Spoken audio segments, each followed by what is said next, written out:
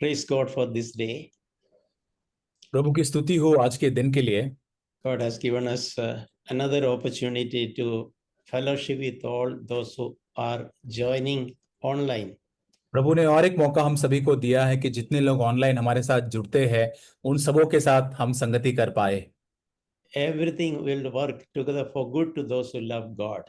और जो परमेश्वर से प्रेम करते हैं उनके लिए सारी बातें मिलकर भलाई ही को उत्पन्न करता है। You know, our in Navi Mumbai, the place where we meet, we were not allowed to meet for last couple of weeks. और जहाँ नवी मुंबई में जहां पर जिस स्थान पर हम मिलते हैं कुछ रविवारों से हमको वहां पर अनुमति नहीं दिया जा रहा है कि हम वहां पर इकट्ठा हो और संगति करें। But God has converted that as an opportunity to enlarge our fellowship with those dear brothers and sisters who are very remotely located. और परमेश्वर ने इस मौके को हमारे लिए इस प्रकार से बढ़ा दिया ताकि हमारे जो अन्य भाई बहन हैं जो अलग अलग स्थानों से हमारे साथ जुड़ते हैं उनके साथ हमारी संगति को हम कर सके। So God is in charge of our lives and everything is for our very best. और परमेश्वर हमारे जीवन के नियंत्रण में है और हर बातें हमारे जीवन के लिए बेहतर और भलाई के लिए है। Even situations we don't understand, God can convert it to for our own good. और यहाँ तक परिस्थितियों को जिसे हम समझ नहीं सकते उसे भी परमेश्वर हमारी भलाई के लिए बदल सकता है।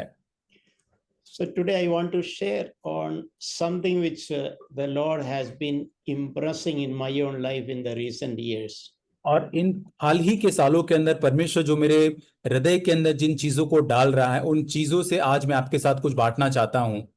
Which is very important for all sincere Christians. और ये जो बहुत ही सच्चे और ईमानदार मसीही हैं उनके लिए ये बात बहुत ही महत्वपूर्ण है। No, it is like we all there are two type of food. One is soft food and some is hard food. और यहाँ पर दो प्रकार के भोजन होते हैं, एक तो होता है कि जो नरम भोजन और एक बहुत ही ठोस भोजन होता है। Very small children we only give soft food like milk and very soft food. और छोटे बच्चे जो होते हैं जैसे उन्हें दूध और बहुत ही नरम भोजन जो होता है वो बच्चों को छोटे बच्चों को दिया जाता है। But as we grow up, we need solid meat as well. और लेकिन जैसे जैसे हम बड़े सयाने होते जाते हैं हमें ठोस भोजन की अब जरूरत है। So the Lord was teaching me also personally and allowing me to walk that journey. परमेश्वर मुझे इस बात को सिखा रहा था और अनुमति दे रहा था कि उस यात्रा को सफर को मैं चल सकूं। In the area of dealing with my self life. और खास करके मेरे स्वयं के या खुद ही के जीवन के साथ व्यवहार करने के संबंध में। More and more I am learning to understand when by the power of the Holy Spirit when I deal with my self life I make spiritual progress. और अधिक इस बात को मैं समझते जा रहा हूं कि पवित्र आत्मा की सामर्थ्य के द्वारा जितना अधिक मैं मेरे स्वयं के जीवन के साथ व्यवहार करते जाता हूं उतना अधिक मैं मेरी आत्मिक उन्नति मेरे जीवन में करते जाता हूं। There are no shortcuts for spiritual progress. और आत्मिक उन्नति के लिए कोई शॉर्टकट नहीं है। I remember I was a person who would easily become discouraged when some people speak something about me. मुझे याद आता है मैं कैसा व्यक्ति था कि यदि कोई लोग मेरे विरोध में यदि कुछ बोलते हैं तो बड़ी आसानी से मैं निराश हो जाता था। I remember an incident when some years before some people spoke something about me to some others and after many people heard then it came back to me. और कुछ साल पहले कुछ लोगों ने मेरे विरोध में अन्य लोगों को कुछ मेरे विरोध में बातें बताई। कुछ साल होने के बाद दूसरे लोगों से मेरे संबंध में इस बात को मैं सुनता हूं। So I became so upset. और मैं इतना ज्यादा मैं अपसेट हो गया, निराश जैसा हो गया। I decided how good if those people had spoke to me something related to me, they should have spoken to me directly. Why they spoke to some others? मुझे ऐसा महसूस होने लगा कि वो व्यक्ति क्यों अन्य लोगों को मेरे बारे में बता रहा है, क्यों वो व्यक्ति मेरे पास मेरे मुंह को मेरे सामने आकर क्यों नहीं बात करता है। So I remember that day I did not properly sleep and early in the morning I was walking up and down in the room. I was praying, Lord, why it happened? I'm so hurt. Why those people spoke against me? And I am hearing it after some months through others. और उस दिन मैं सुबह जल्दी उठ गया और मैं सो नहीं पा रहा था, मैं यहाँ वहां चल रहा हूँ, क्यों प्रभु? वो व्यक्ति प्रभु मेरे बारे में अन्य लोगों को बता रहे, क्यों मेरे पास आकर प्रभु मुझे नहीं बता रहे? और वो बातें मुझे जैसे कि निराश कर रही थी। So I prayed, I poured out my heart before the Lord. After some day, and I felt that the Holy Spirit was quietly speaking to me. और बहुत समय तक मैंने प्रार्थना किया और फिर शांत होने के बाद मुझे एहसास हुआ, पवित्र आत्मा मुझसे ये बात कहते हुए, I felt like God was speaking. Why you think you are such a big person and nobody should speak anything behind your back? प्रभु पवित्र आत्मा ने जैसे मुझे कहा, क्यों तू सोचता है कि तू बहुत बड़ा व्यक्ति बन चुका है और कोई भी व्यक्ति तेरे पीठ पीछे तेरे विषय में बात नहीं करना चाहिए? You are too big. That और is why you're upset when others speak something behind your back. और तू स्वयं के लिए बहुत बड़ा व्यक्ति बन चुका है, इसलिए यदि कोई व्यक्ति तेरे पीठ पीछे बोलता है तो तुझे उससे बुरा लगता है। You learn to become small. That problem will be solved. यदि तू छोटा बनना सीखे तो ये समस्या ही मिट जाएगी। So then I understood problem remained with me, not with them. और तब मैंने समझा कि समस्या उन लोगों के साथ नहीं, समस्या तो मेरे साथ है। I still remember that day when the Lord touched my heart and comforted me and encouraged me. और उस दिन मुझे याद आता है, परमेश्वर ने मेरे हृदय को छुआ, मुझे प्रोत्साहित किया। Deal with your self-life. Don't bother about what they speak. अन्य लोग क्या कहते हैं उसकी परवाह मत करो, सबसे पहले तुम्हारे स्वयं के जीवन के साथ आप व्यवहार करें। And actually, God gave me grace. I went to those people and I told them. और प्रभु ने मुझे अनुग्रह दिया, उन लोगों के पास मैं गया और मैंने उन लोगों से इस प्रकार कहा, When I heard you spoke about me and you did not tell me, I came back to me and I was really upset. और जैसे मैंने सुना कि जब आप लोगों ने अन्य लोगों के पास जाकर मेरे बारे में मेरे विरोध में कुछ कहा तो मुझे बहुत, मैं अपसेट हो गया था। But the Lord liberated me. लेकिन प्रभु ने मुझे पूरी तरह से आजाद किया। I realized that problem is with me, my self-life. और मैंने ये एहसास किया, समस्या मेरे साथ, मेरे स्वयं के जीवन के साथ है। Now I release you. You can speak anything about me to anybody. और तब मैंने उनसे कहा कि अब मैं आप लोगों को रिलीज या आजाद करता हूं, आप जाकर किसी भी व्यक्ति को मेरे विरोध में कोई भी बात कह सकते हो। So those were time when I was living with a lot of self-pity on myself. उन दिनों के अंदर बहुत ही खुद के ऊपर दया करने वाले या अपने आप को बेचारा समझने वाली भावना के साथ में जीवन जिया करता था। This thought like this poor me. और ये सोच आता था कि मैं कितना बेचारा या गरीब व्यक्ति हूं। Everyone is attacking me. हर व्यक्ति मुझ में, मेरे विरोध में हमला कर रहा है। Everyone is against me. हर व्यक्ति मेरे विरोध में है। Everyone is finding fault with me. हर व्यक्ति मेरे साथ जो है वो गलती को निकाल रहा है। I am also a human being. Why they don't show sympathy to me? और मैं भी तो एक मनुष्य ही हूं, क्यों वे मेरे साथ सहानुभूति नहीं दिखाते हैं? So my life was full of self-pity. और मेरा जीवन जो है खुद के प्रति सहानुभूति या अपने आप को बेचारा समझने वाली भावना से भरा हुआ था। When I grew up in a village, we used to have a plant called Touch Me Not.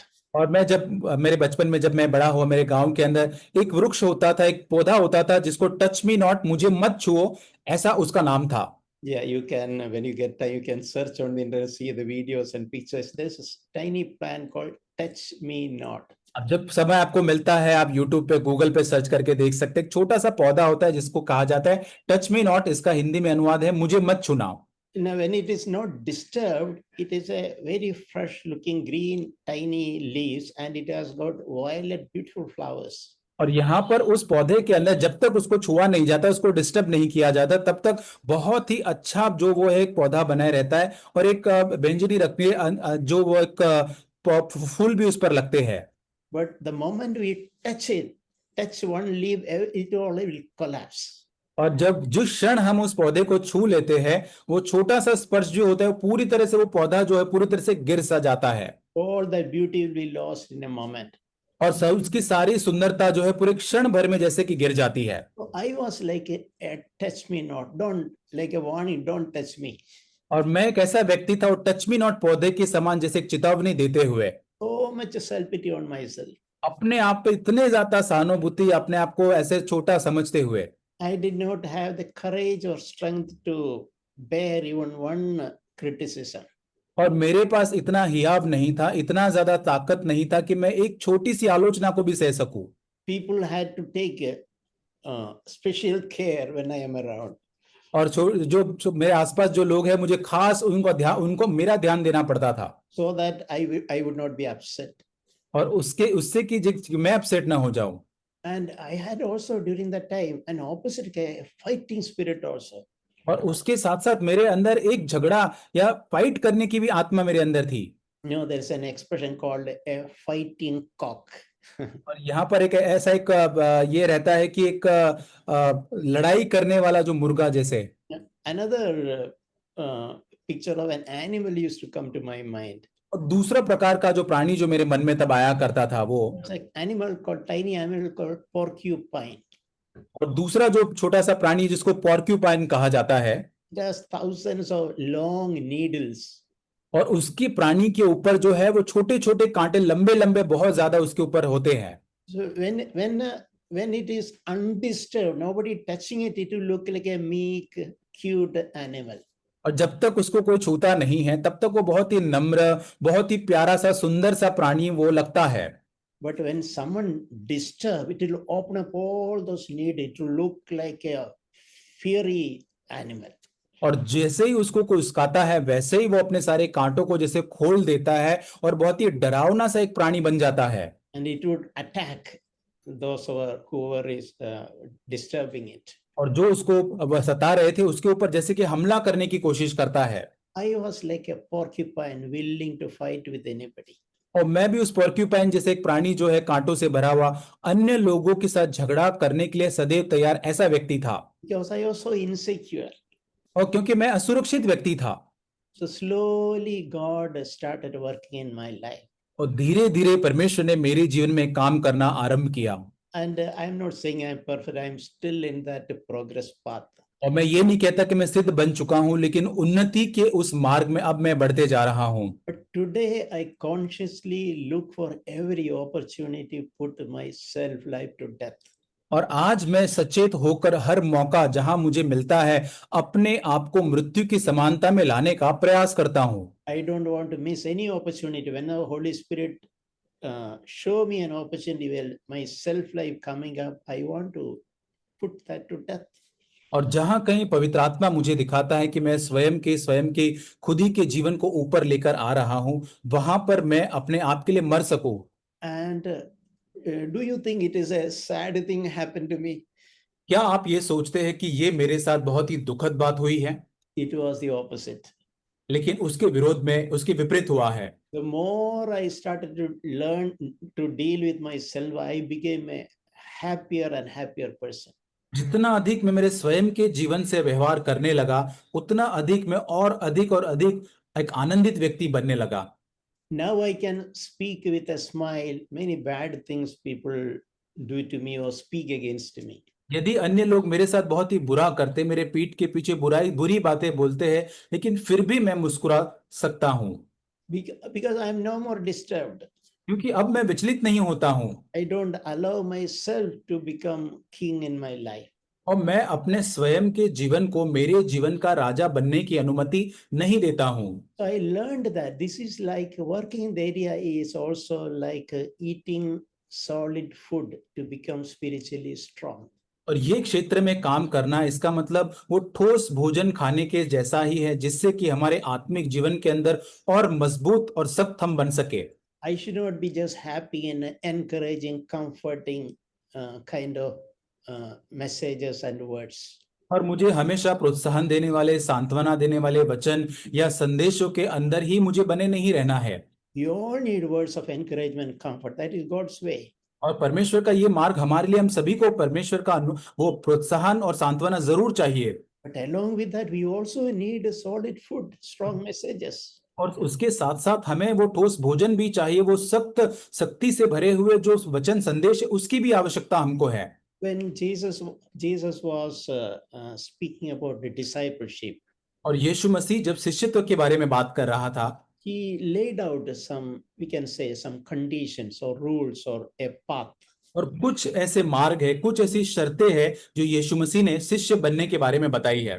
Those who desire to become disciples of Jesus, और जो यीशु मसीह के चेले या शिष्य बनना चाहते हैं, And I think we all in our church also, we speak about discipleship, हम हमारी कलीसिया के अंदर शिष्य बनने के संबंध में बात करते हैं, not just about being about a believer. और केवल विश्वासी बने रहने के संबंध में नहीं है ये। There are millions of believers of Jesus in this world. और इस संसार के अंदर सैकड़ों करोड़ों विश्वासी है जो यीशु मसीह पर विश्वास करते हैं, But more important is to become a disciple of Jesus, लेकिन बहुत ही मुख्य बात, महत्वपूर्ण बात है कि यीशु मसीह के शिष्य बनना, or a follower, or a learner of Jesus. और यीशु मसीह के अनुयायी या यीशु मसीह के जैसे बनना सीखने वाले लोग। We should never be happy in being a believer of Jesus. हमें कभी भी विश्वासी बने रहने के साथ हमें आनंदित या संतुष्ट नहीं रहना है। Why I am saying this? क्यों मैं ऐसा कह रहा हूं? You know, even the devil is a believer of Jesus. और क्योंकि यीशु मसीह, शैतान जो है वो यीशु मसीह के ऊपर विश्वास करने वाला विश्वासी है, But devil is not a disciple. लेकिन शैतान जो है एक अनुयायी या एक शिष्य नहीं है। So we can turn to this passage in Luke chapter 9, और लूका उसका 9 अध्याय निकाले, 23 and 24. उसका Luke 9, 23 and 24. If anyone wishes to come after me, he must deny himself and take up his cross and follow me. और उसने सबसे कहा, यदि कोई मेरे पीछे आना चाहे तो अपने आप से इनकार करे और प्रतिदिन अपना क्रूस उठाए हुए मेरे पीछे हो ले। It's a very simple statement. बहुत ही ये साधारण ये कथन है, If anyone wishes to come after me. यदि कोई मेरे पीछे आना चाहे। No, unlike many others, Jesus did not try to by force hold on to people. और दूसरे लोगों के समान यीशु मसीह ने लोगों को जबरदस्ती नहीं की कि मेरे पीछे आओ या मुझे पकड़े रखो, ऐसा कभी नहीं किया। Gave freedom to people. यीशु मसीह ने हमेशा लोगों को आजादी दी है। We know that when 5,000 people reduced to 72 and 72 became 12. हम जानते 5,000 लोगों की भीड़ यीशु मसीह के पास आई, उसके बाद 72-70 लोग हो जाते, उसके बाद 12 लोग जो शिष्य यीशु का अनुसरण करते हैं। When people reduced to 12, Jesus did not tell like, oh, now only 12 people, at least you should not leave me. That is not what Jesus told. यीशु मसीह ने ऐसा नहीं कहा कि अरे इतने सारे लोगों से भी 12 लोग ही बच गए, अभी आप लोग तो छोड़ के मत जाओ, ऐसा कभी यीशु मसीह ने नहीं कहा। Jesus asked them, are you also not leaving? और यीशु मसीह उनको कहता है, क्या तुम भी छोड़ के जाना चाहते हो क्या? That is the time Peter told, where shall we go, Lord? The words of eternal life is with you. लेकिन पतरस कहता है, प्रभु तुझे छोड़कर हम कहाँ जाए, अनंत काल के जीवन की बातें सिर्फ तेरे ही पास है। Meaning Jesus always respected people's free will. और इसका मतलब यीशु मसीह ने जो स्वयं अन्य लोगों की जो आजाद चुनने की शक्ति जो है उसको हमेशा उसने उसको आदर किया है। It is a choice for each one of us to follow Jesus. और हम सभी के लिए एक चुनाव है, एक विकल्प है, हम यीशु मसीह का अनुसरण करें, वो हमारे लिए एक चुनाव है। Jesus will never compel us to follow him. और यीशु मसीह कभी हमें जोर जबरदस्ती नहीं करेगा उसका अनुसरण करने के लिए। That is why if someone is determined to go to hell, even that God will not stop. और इसलिए यदि किसी ने निर्णय ही कर लिया कि वो नरक के रास्ते में जाएगा तो परमेश्वर उसे बाहर नहीं रोकेगा। So he is using this word here, if at all anyone wishes to come after me. यीशु मसीह यहाँ पर शब्द का प्रयोग करता है, यदि कोई मेरे पीछे आना चाहे। See, notice that expression, if is there. यदि कोई यहाँ लिखा गया है, यदि कोई। What is the first thing he must deny himself. सबसे पहले अपने आप से इनकार करना है। See, we cannot escape this reality. हम इस सच्चाई से, इस वास्तविकता को हम नजरअंदाज नहीं कर सकते हैं। If I sincerely believe all of us sincerely want to follow Jesus. हम हर एक व्यक्ति यहाँ पर सच्चाई से, ईमानदारी से यीशु मसीह को अनुसरण करना चाहते हैं। But we should not miss what Jesus told. लेकिन यीशु मसीह ने जो कहा उसे हमें चूकना नहीं है। If at all if we wish to follow Jesus, we must deny ourselves. और यदि कोई यीशु मसीह का अनुसरण करना चाहता है तो उसे अपने आप का इनकार करना है। And he reinforced it by saying that you should take up your cross daily and follow me. आगे और अधिक जोर देते हुए कहता है कि वो प्रतिदिन अपना क्रूस उठाए मेरे पीछे हो ले। See, in Jesus' time, if people, when you see someone is carrying a cross and walking on the road, और यीशु मसीह के समय में यदि लोग किसी व्यक्ति को क्रूस उठाते हुए चलते हुए यदि देख लेते होते तो they know that this man is going to be crucified on that cross. वे लोग जानते थे कि ये व्यक्ति आगे जाके जो क्रूस उठा रहा है उसे क्रूस के ऊपर व्यक्ति उसको क्रूसित करने वाले मारने वाले हैं। So taking up cross means another meaning of putting ourself to death. और क्रूस को उठाना दूसरे शब्दों के अंदर यही होता है कि अपने स्वयं अपने खुद ही के जीवन को हम पूरी तरह से इनकार करके उसको मृत्यु की समानता में लेकर आते हैं। Physically, people putting to crucified on the cross is once only to happen. और शारीरिक रूप से क्रूस के ऊपर किसी को लेकर जाना या उसको क्रूसित करना ये एक ही बार होता है। But in the spiritual sense, Jesus said, you have to carry your cross daily and follow me. लेकिन यीशु मसीह कहता है कि आत्मिक संदर्भ के अंदर प्रतिदिन अपने क्रूस को उठाकर यीशु के पीछे चलना है। That means every day, every opportunity comes on our way, we have to carry our cross. इसका मतलब हर एक दिन में हर एक अवसर जब हमें मिलता है हमें उसके अंदर अपने क्रूस को उठाना है। And we should be willing to put ourselves to death. और हमें अपने आप को पूरी तरह से क्रूसित करना है मृत्यु की समानता में लाकर। In other words, when we say, I am committed to Christ, we are actually saying, I am also committed to put my self-life to death.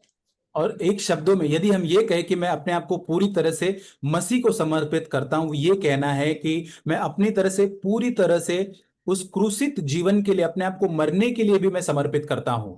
And those who are little bit walking this path will realize that this is a most joyful life. और जो लोग इस मार्ग के अंदर थोड़ा भर चल रहे हैं उनको ये महसूस होगा कि ये बहुत ही आनंदित जीवन का मार्ग है। It is a very liberating life. और ये एक आजाद या स्वतंत्र करने वाला जीवन है। Our life will no more be dependent on what they say, good or bad. We are unaffected. और लोग हमारे बारे में क्या अच्छा कहते हैं या क्या बुरा कहते हैं उन सारी बातों से हम कोई किसी भी रीति से प्रभावित नहीं होते हैं अभी। Yeah, praise we don't become proud. और लोगों की तारीफ से सराहना से हम घमंड से नहीं भर जाते हैं। When we are trampled down, we are not discouraged. जब हम कुचले जाते तब भी हम निराश नहीं होते हैं। Because ourself is no more king in our life. और क्योंकि हमारा स्वयं का जीवन अब हमारे जीवन का राजा नहीं है। We learn to make Jesus the king of our life. अब यीशु मसीह को हमारे जीवन का हम राजा बनाते हैं। I think the most happiest people on earth is people who learn to put their self-life to death and make Jesus as the king of their life. और मैं ये विश्वास करता हूँ संसार के अंदर सबसे आनंदित व्यक्ति वही है जो अपने आप को पूरी तरह से क्रूसित करके यीशु मसीह को अपने जीवन का राजा बनाते हैं। We don't, as a matter of fact, we don't become spiritual just by accepting Jesus as our savior once. और यीशु मसीह को एक बार अपने जीवन का उद्धारकर्ता अपनाने के कारण हम आत्मिक नहीं बनते हैं। Day by day, we have to take up our cross and follow Jesus. प्रतिदिन हमें उस क्रूस को उठाना है और यीशु का अनुसरण करना है। In other words, day by day, we have to learn that path of self-denial consistently, day by day, week after week, month after month, year after year. और दिन प्रतिदिन महीने दर महीने हर साल दर साल हमें अपने आप को क्रूसित होकर इस मार्ग को सीखना जरूरी है। That is how we grow spiritually. और इसी रीति से हम आत्मिक उन्नति करते हैं। Just by attending a meeting, we are not going to become spiritual. और केवल सभाओं में भाग लेने के द्वारा हम आत्मिक नहीं बनते हैं। Something should happen. Something we should allow to happen inside our lives. Then that is how we become spiritual. और हमारे जीवन में कुछ होने की हमको अनुमति देना होना है जिससे कि हम आत्मिक उन्नति कर सकते हो। So let us wake up this reality and allow the Holy Spirit to do God's work inside us. और आइए हमें सच्चाई के प्रति जागृत हो जाए और पवित्र आत्मा को अनुमति दे कि हमारे जीवन के अंदर वो इस काम को कर सके। I want to take you to another passage which really refreshes me. वचन का और एक भाग जो हमें बहुत ही मुझे तरोताजा करता है। That Isaiah chapter 61 verses 1 to 3. यशायाह 61 अध्याय। It is written, Isaiah 61 1 to 3. यशायाह उसका 61 अध्याय 1 से 3 वचन। This is a prophetic passage about the Lord Jesus Christ. और प्रभु यीशु मसीह के बारे में भविष्यवाणी का ये वचन है। In verse 1, we read, the Father has sent me to heal the brokenhearted.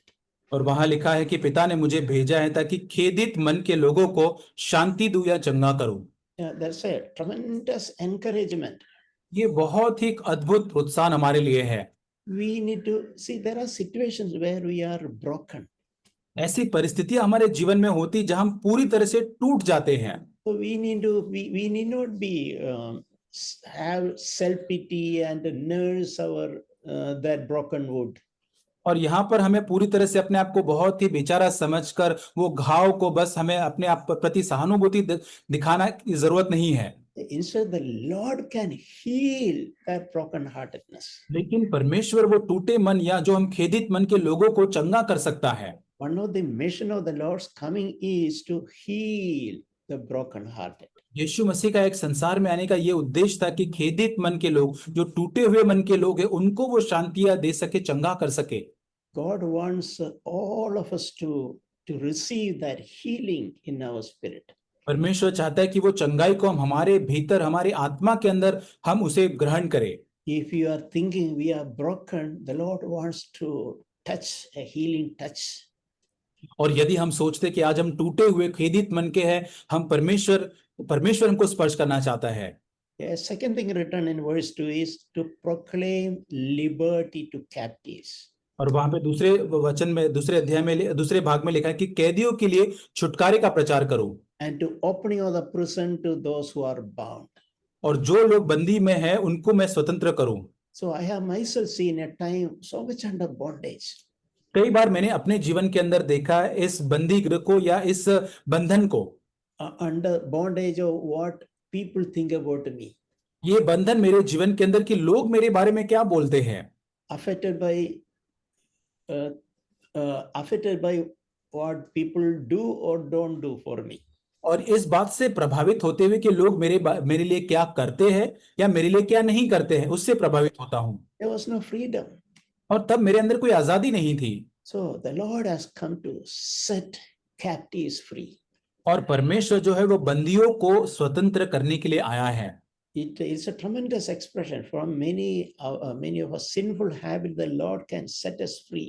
और हमारे लिए जब हम उस कैद बंदी के जैसे हम महसूस करते हैं, परमेश्वर हमको आजाद करना चाहता है। God can set us free from discouragement. परमेश्वर हर निराशा से हमको आजाद कर सकता है। Lord can set us free from addictive habits. और हमारे अंदर जो व्यसन रूपी जो आदतें होते हैं उससे परमेश्वर हमको स्वतंत्र कर सकता है। Opening the prison and set us free. What a freedom it is. और कैदियों को उस बंदी गृह से आजाद करके छुटकारा दे, कितनी बड़ी एक आजादी यहाँ पर है। So another thing written in verse 3 is और 3 वचन में लिखा है to give beauty for ashes. और वहां लिखा है कि राख के बदले में उनको सुंदरता दे। God has come to impart beauty to ashes.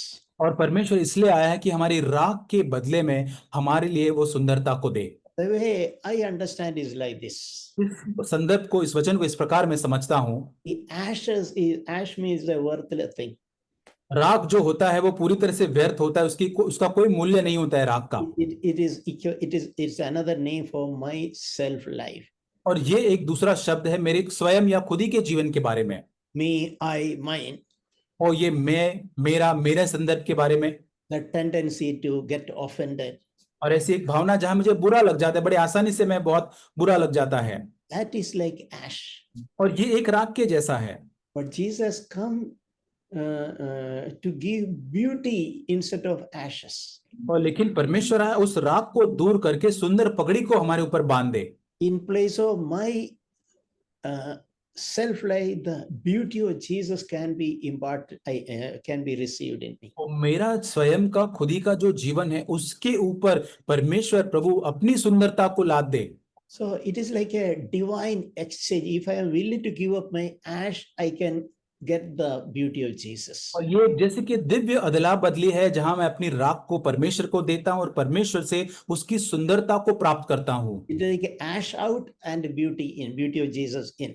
और जैसे कि राख बाहर जाती है और परमेश्वर की, यीशु की सुंदरता भीतर आती है। And that verse also says the garment of praise for a spirit of heaviness. और वहां लिखा है कि उनकी उदासी का जो ओढ़ना हटाकर यश का ओढ़ना, या स्तुति, इंग्लिश में लिखा है स्तुति रूपी स्तुति का ओढ़ना ओढ़ाओ। Yeah, I remember my own life. We can do it. It was very heavy. Yeah, always I had a spirit of heaviness. और मेरे जीवन में याद आता है पिछले वर्षों के अंदर एक बहुत ही भारीपन की, उदासी की, जिसे आत्मा मेरे ऊपर हमेशा बनी रहती थी। Always under depressive, negative thinking. और हमेशा निराशामय नकारात्मक बातें मेरे जीवन के अंदर जैसे कि लादी हुई है। All those were visible even on my face those years. और उन दिनों के अंदर तो मेरे चेहरे पर भी ये बातें दिख जाती थी। But gradually the Lord gave me a garment of praise लेकिन धीरे धीरे करके परमेश्वर ने स्तुति का ओढ़ना मुझे दिया, in place of the spirit of heaviness. और उदासी या भारीपन की जो आत्मा है उसको हटाकर। So God wants to give all of us a garment of praise. परमेश्वर हम सभी को वो स्तुति रूपी ओढ़ना जो है, वो पोशाक हमको देना चाहता है। Let go of the spirit of heaviness, और वो भारीपन की जो आत्मा है उसे हम जाने दे, छोड़ दे। that depressing, discouraging, negative thinking kind of spirit. और वो हताश होने वाली, निराश होने वाली, नकारात्मक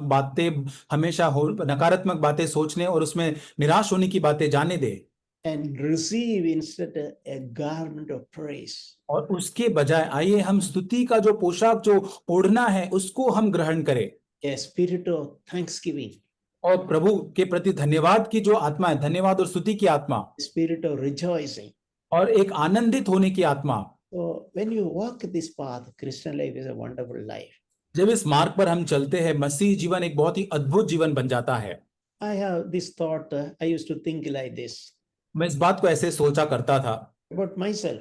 मेरे स्वयं के बारे में। Whenever my self will come out, और जब कभी मेरा स्वयं या खुद ही का जीवन बाहर आता है, the Lord show me always there is an ugliness in that. और प्रभु मुझे दिखाता है उसमें हमेशा एक गंदगी होती है। When I allow myself to become whenever it is upset or become angry at others' behavior, what is coming out? An ugliness of my self life. और जब कभी मैं बहुत ही उदास हो जाता हूँ या जब कभी मैं क्रोधित हो जाता हूँ, मैं क्या अनुमति दे रहा हूँ? मेरे भीतर से मेरा स्वयं का जीवन जो गंदगी से भरा हुआ, उसको बाहर आने की अनुमति दे रहा हूँ तब। But instead of that, I can become divinely beautiful in my spirit when I put that self to death. और जब वो स्वयं के जीवन को मैं मृत्यु के समानता में लाता हूं, तब दिव्य रूप से मैं परमेश्वर का जो जीवन है उसको मैं बाहर निकाल के लेकर आऊंगा। There is one verse right from my college days used to tremendously encourage me. एक वचन है जो मेरे कॉलेज के दिनों से मुझे बड़ा प्रोत्साहन बहुत ही अद्भुत रीति से देता आया है। That is Galatians chapter 2:20. और गलातियों की पत्री 2 अध्याय वचन 20। Galatians 2:20. गलातियों की पत्री 2 अध्याय वचन 20। We read like this: My old self has been crucified with Christ. और वहां लिखा है कि मेरा पुराना मनुष्यत्व क्रूस पर चढ़ाया जा चुका है। In NSB it is I have been crucified with Christ. और NSB अनुवाद में लिखा है कि मैं मसीह के साथ क्रूस पर चढ़ाया गया हूं। And continuously I am learning to do that. I am putting myself to death. और निरंतर मैं करने का सीख रहा हूँ। निरंतर अपने आप को क्रूस पर चढ़ाने के लिए मैं सीख रहा हूँ। My self's appropriate place is on the cross. और मेरा योग्य जो मेरा स्थान है वो क्रूस के ऊपर चढ़ाया जाना, वही मेरा योग्य स्थान है। Then we can say it is no more I who live. और उसके बाद हम कह सकते हैं कि अब मैं जीवित न रहा। So it is like in John the Baptist described that. और यूहन्ना बपतिस्मा करने वाला है जो इसको इस प्रकार से वर्णित करता है, I should go down and down and down and down. और वो कहता है कि मैं और अधिक नीचे जाता जाऊं, घटता जाऊं। Jesus should be lifted up and up and up. और यीशु मसीह और अधिक ऊपर वो बढ़ता जाए। We should speak that to ourselves. और ये हमें अपने आप से भी कहना है। I should go down, Jesus should be lifted up in me. मैं घटता जाऊं और यीशु मसीह मेरे जीवन में बढ़ता जाए। So that is the meaning of this verse. और यही एक उसी शब्द जो है, इसी वचन का वो अर्थ है। It is no longer I who will live. और अब मैं नहीं जीवित रहा, Now Christ lives in me. पर मसीह यीशु मुझ में जीवित है। And he's also saying, for name's sake, the life which I now in the flesh, और आगे वो कहता है कि अब मैं शरीर में अब जो जीवित हूं, I live by faith in the Son of God who loved me and he gave himself up for me. अब उसी विश्वास के साथ जीवित हूं जो परमेश्वर के पुत्र पर, जिसने मुझसे प्रेम किया और मेरे लिए अपने आप को दे दिया। See, Paul was captivated by the love which Jesus had for him. और पौलुस यीशु मसीह के प्रेम जो उसके प्रति जो था उससे पूरी तरह से ग्रसित था। And Paul understood that because Jesus loved me so much, he just gave himself up for me. पौलुस ने इस बात को समझ लिया कि यीशु मसीह ने मुझसे इतना प्रेम किया ताकि उसने अपने आप को मेरे लिए दे दिया। And so I live by the motivation of my love for him. अब मैं उसी प्रेरणा के साथ जीवन जीता हूं कि अब मेरा प्रेम प्रभु के प्रति है। So in a sense, if really Jesus need to live in me, I need to myself should die. और यहाँ पर यदि यीशु मसीह मुझ में मेरे भीतर रहना है तो मेरा स्वयं या खुद ही का जीवन मरना जरूरी है। Now, I want to read another verse from Colossians chapter 3. और कुलुस्सियों की पत्री 3 अध्याय, Colossians 3 verses 3 and 4. 3 वचन और 4 वचन। You have died and your life is hidden with Christ in God. और 3 वचन, क्योंकि तुम तो मर गए और तुम्हारा जीवन मसीह के साथ परमेश्वर में छिपा हुआ है। When Christ, who is our life, is revealed, then you also will be revealed with him in glory. जब मसीह जो हमारा जीवन है प्रकट होगा तब भी उसके साथ महिमा सहित प्रकट किए जाओगे। I am died. इसका मतलब अब मैं मर चुका हूं। And instead of me, Christ is living in me. अब मेरे जगह पर यीशु मसीह मुझ में जीवित है। My life is hidden in Christ. मेरा जीवन परमेश्वर में पूरी तरह से छिपा हुआ यीशु मसीह में। Yeah, in this connection, another lesson which the Lord continues to teach me is, और इसी संदर्भ में और एक पाठ जो परमेश्वर निरंतर मुझे सिखाता था वो ये है, my learning to deal with myself is also will result in my fellowship with the brothers and sisters God has given. और यदि मैं अपने स्वयं के जीवन के प्रति मैं सीखते जाता हूं, अपने खुद ही के जीवन को मृत्यु की समानता में उसको मरना, उसको क्रूसित करने के बारे में, तब मैं अन्य भाई और बहनों के साथ जो संगति वो करना सीख पाऊंगा। So developing and nurturing fellowship, there is a place for bearing our cross. और यहाँ पर यदि हमें विकसित करना है एक संगति को हमारे भाई और बहनों के साथ, वहां पर हमें क्रूस उठाने की आवश्यकता है या मरने की जरूरत है। If we are willing to take up our cross and put ourselves to death, we will develop sweet, long-standing fellowship, durable fellowship with others. यहाँ पर यदि हम अपने खुद ही के लिए मर जाते हैं, अपना क्रूस प्रतिदिन उठाते हैं, तो हम बहुत ही अच्छी कायम बने रहने वाली बहुत ही एक मीठी संगति को हमारे भाई और बहनों के साथ बना पाएंगे। To develop deep and real spiritual fellowship, the path is to walk the path of the cross. और यहाँ पर हमारे भाई और बहनों के साथ एक गहरी और एक सच्ची संगति को यदि हम बनाए रखना चाहते हैं तो वही मार्ग उसके लिए है कि हमें क्रूसित होना है अपने आप के लिए। When I visited one family, that brother, I learned an interesting lesson from that brother.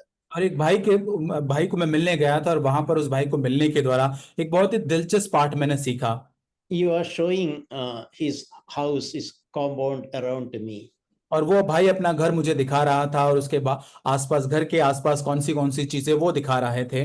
And on one side, he showed me that side and showed this side. We have wonderful neighbors. और एक मेरे घर के जो बाजू में बहुत ही अच्छे, बहुत ही अद्भुत एक मेरे पड़ोसी है। And he just smiled. और उसने केवल मुस्कुराया, वो भाई मेरे साथ मुस्कुराए। When I looked at it, that was a beautifully maintained Christian cemetery. और तब मैंने देखा वो जगह क्या है, तो वहां पे बहुत ही सुंदर सजा के रखी गई एक मसीही क्रिश्चियन कब्रिस्तान था। So in other words, that is a place where dead people are there. और दूसरे शब्दों में वहां पर मृतक लोग जो है वो वहां पर गाड़े गए थे। So that spoke to me a spiritual lesson. और यहाँ पर एक आत्मिक पाठ मुझे उसने कहा, Dead people are the best neighbors. और जो मृतक जो लोग जो है वो हमारे सबसे बेहतरीन पड़ोसी हो सकते हैं। In a spiritual way, dead people, it is easy to fellowship with the dead people. और यहाँ पर आत्मिक रीति से यदि हम मरे हुए लोग हैं तो अन्य जो मृतक जो लोग हैं उनके साथ बहुत ही अच्छे से संगति कर सकते हैं। People who are practicing to put their self to death, it is easy to fellowship with them. और जो लोग अपने स्वयं के जीवन को क्रूसित करना सीख रहे हैं, उसको अभ्यास कर रहे हैं, उन लोगों के साथ संगति करना बहुत आसान हो जाता है। See, if you need to be easy to fellowship people, we have to pass that way of death to ourselves. और यदि आप चाहते हैं कि आप एक ऐसे व्यक्ति बने जिसके साथ संगति करना बड़ा आसान हो, तो हमें उस मृत्यु के मार्ग से जाना जरूरी है। 2 Corinthians chapter 4, दूसरा कुरिन्थियों चौथा अध्याय 11 and 12. 11 और 12 वचन। We read that we have been constantly being delivered to death for Jesus' sake, so that life of Jesus also may be manifested in our mortal flesh. और क्योंकि हम जीते जी सर्वदा यीशु के कारण मृत्यु के हाथ में सौंपे जाते हैं कि यीशु का जीवन भी हमारे मरणहार शरीर में प्रकट हो। We can say the same thing when we are constantly being delivered over to death. और ये हमारे लिए है कि जब हम मृत्यु के हाथ में सर्वदा हर बार सौंपे जाते हैं, As a result, the life of Jesus is manifested in my mortal flesh. परिणाम स्वरूप यीशु का जीवन भी हमारे मरणहार शरीर में प्रकट होता है।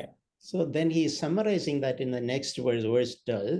12 वचन में वो आगे उसको समराइज करता है। Death is working in us, इस कारण मृत्यु तो हम पर प्रभाव डालती है, कार्य करती है, but life in you. लेकिन जीवन तुम पर प्रभाव डालता है। So if death is working in me, I will be able to give life to others. इस कारण मृत्यु यदि मेरे जीवन में काम कर रही है, तब मैं जीवन अन्य लोगों को दे पाऊंगा। So if death is working in me, I can impart fellowship and life to others.